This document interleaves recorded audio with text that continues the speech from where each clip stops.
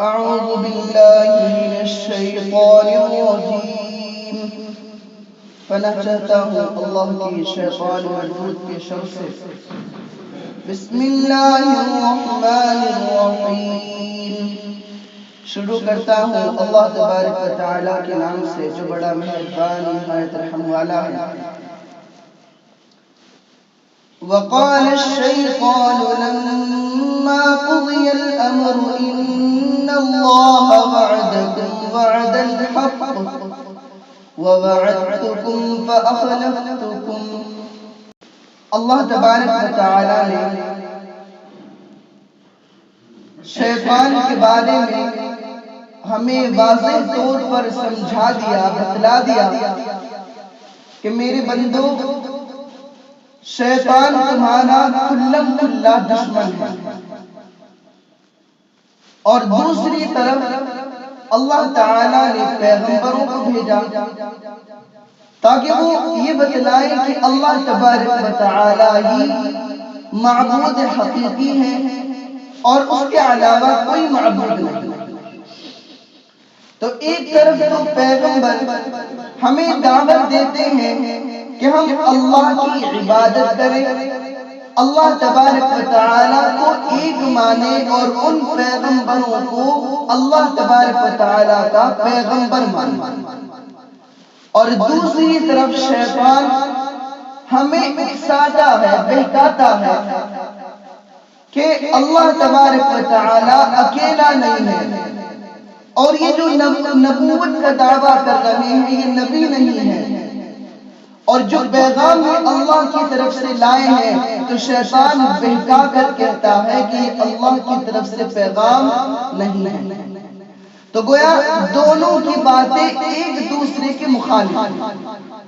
اللہ کے نبی علیہ السلام لوگوں کو اللہ کی طرف بلاتے ہیں اور شیطان لوگوں کو اللہ سے دور کرتا ہے، کیونکہ اس نے جنت سے نکلتے وقت اللہ تبارک و تعالیٰ سے اس بات کی اجازت مانگی تھی، اور قیامت تک کے لیے مہلت اللہ تبارک و تعالیٰ نے اس کو عطا کی تھی۔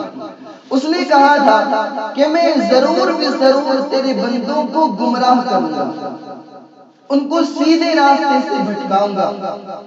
اللہ تبارک و تعالیٰ نے اس کو اجازت دے دی تھی اور کہا تھا کہ تو جسے بھٹکانا چاہے، گمراہ کرنا چاہے، کر سکتا ہے، لیکن میرے نیک بندے، میرے مومن بندے تیرے بہکائے میں نہیں آئیں گے، اور جو تیرے بہکائے میں آ گئے ان کے لیے جہنم ہے، اور جو تیرے بہکائے میں نہ آئے وہ میرے نیک بندے ہیں اور ان کے لیے بہترین ٹھکانہ ہے۔ تو خلاصہ یہ ہے کہ پیغمبروں سے ہم نے معجزات کا بھی مطالبہ کیا کہ آپ پیغمبر ہیں تو معجزات پیش کریں، تو پیغمبروں نے اپنے نبی ہونے پر معجزہ بھی پیش کر دیا۔ اللہ کے نبی علیہ السلام نے سے معجزہ مطالبہ کیا گیا کہ آپ چاند کے 2 ٹکڑے کر دیں۔ اللہ تبارک و تعالیٰ کے حکم سے چاند کے 2 ٹکڑے کر دیے۔ تو یہ نبی کریم صلی اللہ علیہ وسلم کا ایک بہت بڑا معجزہ ہے۔ دیگر پیغمبروں سے بھی معجزات کا مطالبہ کیا گیا، انہوں نے بھی معجزات پیش کی اپنے نبی ہونے پر، لیکن شیطان کوئی معجزہ پیش نہیں کرتا۔ اس کے باوجود بھی ہم نبی کی بات نہیں مانتے، اللہ تبارک و تعالیٰ کی بات نہیں مانتے اور شیطان کی بات مان لیتے ہیں۔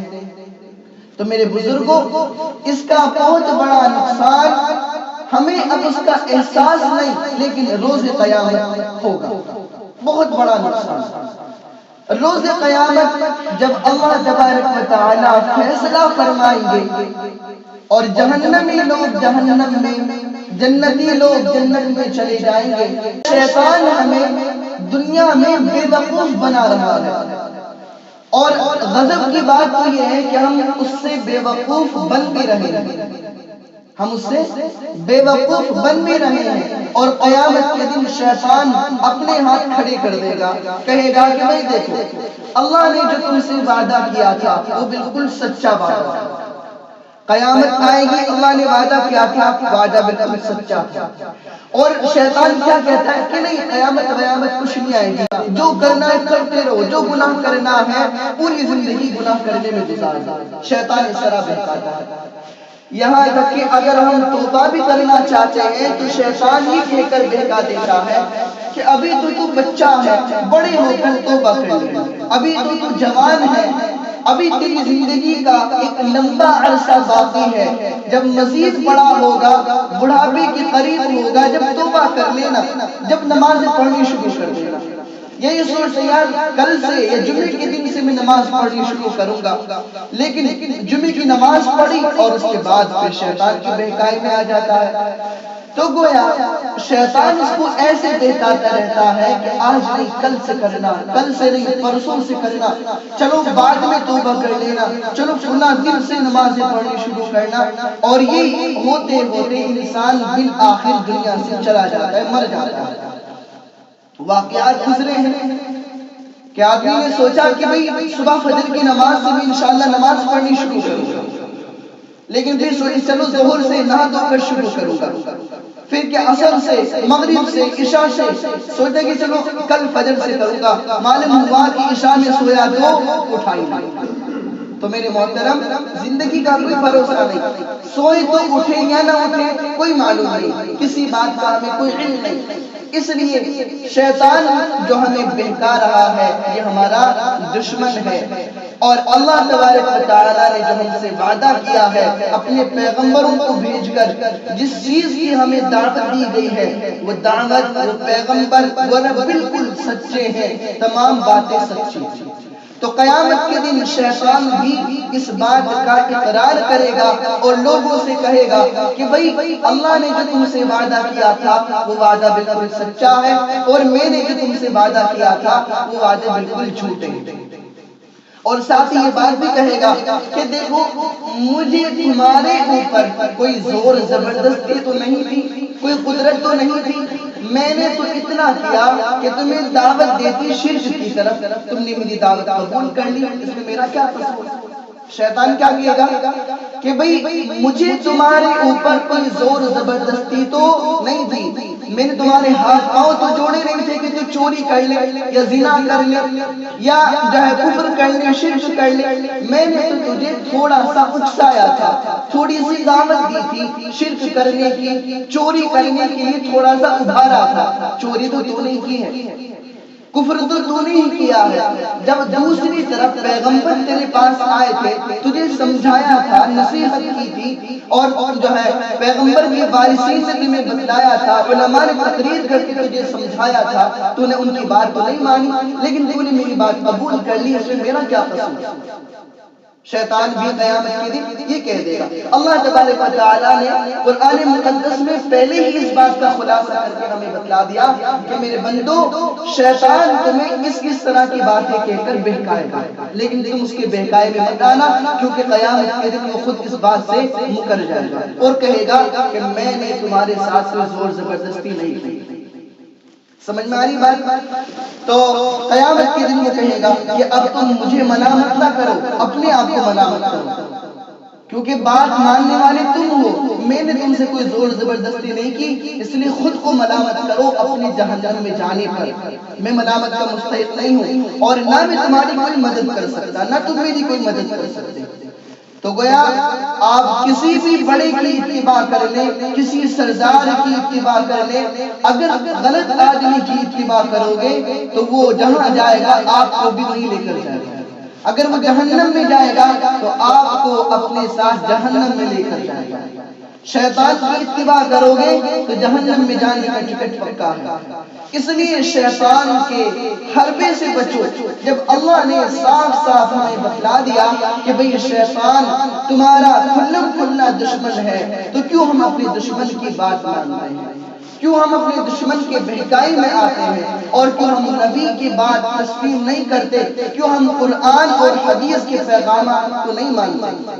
قرآن ایک طرف، حدیث ایک طرف، اللہ کے تمام پیغامات ایک طرف، کوئی عالم تقریر کرے وہ ایک طرف، ہم اس کو تسلیم نہیں کرتے، اور شیطان ہمیں انگلی لگا کر تھوڑا سا بہکا دے ہم ایک دم مان جاتے ہیں، تو شیطان تو کہے گا کہ تم اپنے آپ کو ملامت کرو، مجھے ملامت نہ کرو، جو غلطیاں کی تم نے کی اور اب اپنے کیے کی سزا بھگتو۔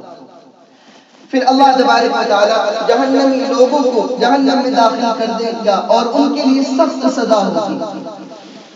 ساتھ ہی شیطان کو ہم نے جو اللہ کے ساتھ شریک کیا ہوا ہے، یعنی مشرکوں نے اللہ کے ساتھ جو شریک کیا ہوا ہے، تو شیطان قیامت کے دن اس بات کا بھی انکار کر دے گا اور کہے گا کہ بھئی میں بیزار ہوں اس بات سے جو تم نے مجھے اللہ کے ساتھ شریک کیا۔ تو شیطان اپنے ہاتھ کھڑے کر دے گا اور کہے گا بھئی میں بیزار ہوں۔ تو کافروں کو جہنم میں داخل کیا جائے گا اور ان کے لیے دردناک عذاب ہوگا۔ پھر دوسری آیت میں اللہ نے ایمان والوں کے بارے میں فرمایا کہ جو لوگ ایمان لائے اور نیک عمل کی، نیک عمل سے مراد نبی اور قرآن اور احادیث کے پیغامات کو مانا، جو فرائض ہم پر عائد ہیں ان فرائض کو پورا کیا۔ ایمان لانے کا مطلب یہ ہے کہ اللہ تبارک و تعالیٰ کو اپنے اعضائے جوارح سے بھی، اپنے دل سے بھی، اپنی زبان سے بھی اس بات کا اقرار کرے کہ اللہ ایک ہے، اور محمد عربی صلی اللہ علیہ وسلم کو بھی اپنی زبان سے بھی، اپنے دل سے بھی اور اپنے جسم کے جو اعضاء ہیں ان سے بھی تسلیم کرے کہ ہاں محمد صلی اللہ علیہ وسلم اللہ کے پیغمبر ہیں۔ اس کا نام ایمان ہے۔ تصدیق بالجنان، اقرار باللسان، عمل بالارکان عربی میں کہتے ہیں۔ زبان سے تصدیق کرنا، دل سے اقرار کرنا اور اعضائے جوارح سے عمل کرنا، ان تین چیزوں کا نام ایمان ہے۔ تو فرمایا جو لوگ ایمان لائے، نیک عمل کیے، ان کے لیے جنت ہے، ایسی جنت جس کے نیچے نہریں جاری ہوں گی اور ان کے لیے اس میں رہنے کا ٹکٹ ہمیشہ کا ہے۔ ایک مرتبہ ٹکٹ مل گیا، جنت میں انٹری ہوگی، ہمیشہ کے لیے جنت میں رہنا ہوگا، کبھی جنت سے خارج نہیں کیے جائیں گے۔ اور اس میں ایک دوسرے سے جب ملاقات کریں گے تو سلام کریں گے، فرشتے بھی آئیں گے تو آپ کو کہیں گے السلام علیکم، تم پر سلام کی ہو، تمہیں مبارک ہو، تہنیاں دیں گے، خوشخبری پیش کریں گے فرشتے بھی، اور جب آپس میں ایک دوسرے سے ملاقات کریں گے تب بھی ایک دوسرے کو سلام کریں گے۔ اسی کو اللہ نے ان دو آیتوں میں فرمایا۔ وقال الشيطان لما قضي الأمر إن الله وعدكم وعد الحق ووعدتكم فأخلفتكم، اور شیطان کہے گا جب فیصلہ ہو چکا ہوگا کہ بلا شبہ اللہ تعالیٰ نے تم سے سچا وعدہ کیا تھا اور میں نے جو وعدہ کیا تھا وہ خلاف وعدہ تھا، یعنی جھوٹا تھا۔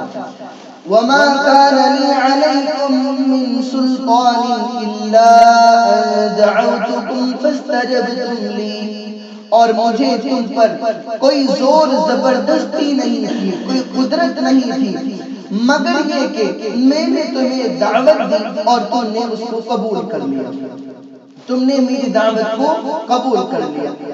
فَلَا تَلُومُونِي وَلُومُوا أَنفُسَكُمْ، سو تم مجھے ملامت نہ کرو اور اپنے آپ کو ملامت کرو۔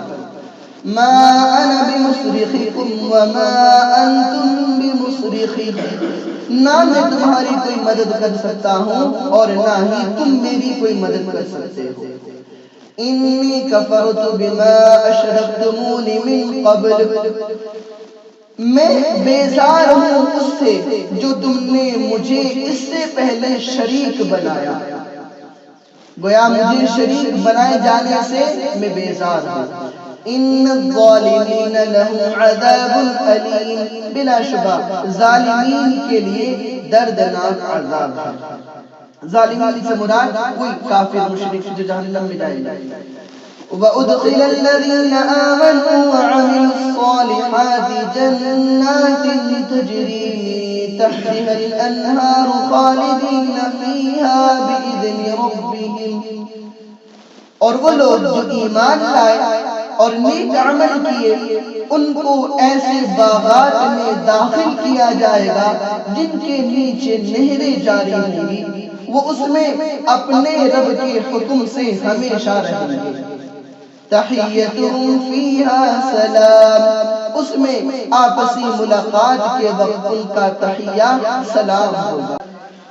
اللہ تبارک و تعالی ہم سب کو عمل کی توفیق عطا فرمائے، شیطان کے حربوں کو سمجھنے اور ان سے بچنے کی توفیق عطا فرمائے، نبی کی تعلیمات اور اللہ کی طرف سے نازل شدہ پیغامات اور قرآن حدیث پر مکمل طریقے سے عمل کر کے اپنی زندگی کو کامیاب بنانے کی توفیق عطا فرمائے۔ اللہ ہم سب کو جہنم سے محفوظ فرمائے، جنت عطا فرمائے۔ اللہم انت السلام و منک السلام، تبارک یا ذی الجلال والاکرام۔ اللہم صل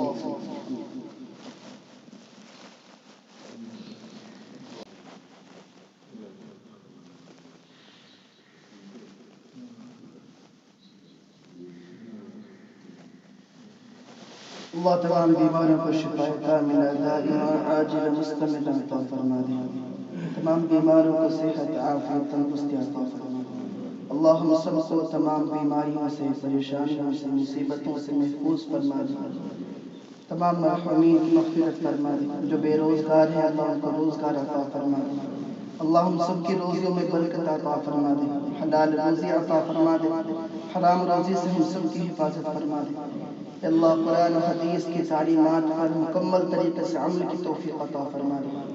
اللہ شیاطین سے، فاحشات و خواہشات سے، منکرات سے ہم سب کی حفاظت فرما دے۔ اللہ جو ہم قرآن کریم کی تفسیر سنتے ہیں، پڑھتے ہیں، اللہ ہمیں اس کو سمجھنے اور اس پر عمل کی توفیق عطا فرما دے۔ اللہ جو مانگا وہ عطا فرما دے، جو مانگنے سے رہ گئے وہ پھر مانگے عطا فرما دے۔ ہم سب کے دلوں کی جائز تمناؤں کو، مرادوں کو پورا فرما دے، پوری امت مسلمہ کی تمام شر و فتن سے حفاظت فرما دے۔ وصلی اللہ تعالی علی خیر خلقہ محمد وعلی آلہ واصحابہ اجمعین برحمتک یا ارحم الراحمین۔